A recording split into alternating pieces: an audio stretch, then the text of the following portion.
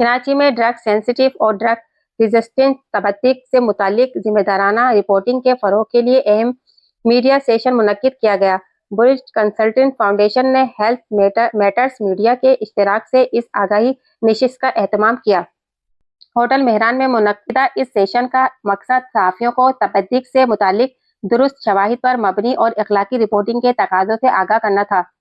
ये programme 2025 CFCS project के तहत मुनक्किद हुआ, जिसकी मुआवनत स्टॉप टीबी पार्टनरशिप के जरिए united nations office for project service ने की। सेशन में प्रिंट, इलेक्ट्रॉनिक और डिजिटल मीडिया के नुमाइंदों ने शिरकत की। Executive director BCF doctor Syed Sharf Ali Shah ने कहा कि पाकिस्तान में टीबी का बोझ बदस्तूर मौजूद है और कौमी व आलमी हदफ के हुसूल के लिए मरबूत हिकमत अमली नागुज़ीर है।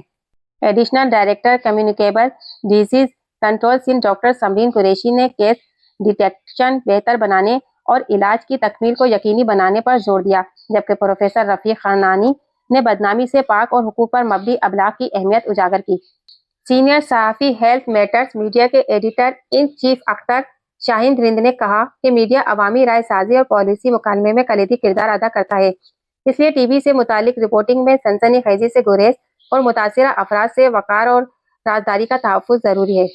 थी, लेकिन thankful to government of Sindh कि उन्होंने पोजीशंस भी और हर चीज़ जो वहाँ से कट हुई थी वो गवर्नमेंट ऑफ सिंध सपोर्ट कर रही है इस वक्त। तो ये हमारे लिए बहुत अच्छी निशानी है। और आज भी जो रिपोर्ट फेडरल को दी गई है उसके मुताबिक टीबी प्रोग्राम सिंध जो है जो वो सबसे कम पार्टनर्स पे डिपेंडेंट है, जो बहुत अच्छी बात है। तो इससे मैं देख रही हूँ कि सिंध में टीबी की इम्प्रूवमेंट बहुत ज़्यादा हो रही है। और इस पर हेल्थ मिनिस्टर साहिबा खुद और हेल्थ सेक्रेटरी साहब मतलब ये हर वक्त हमारे साथ कांटेक्ट में हैं और हर वक्त इस पे फ़िक्रमंद हैं। Thank you.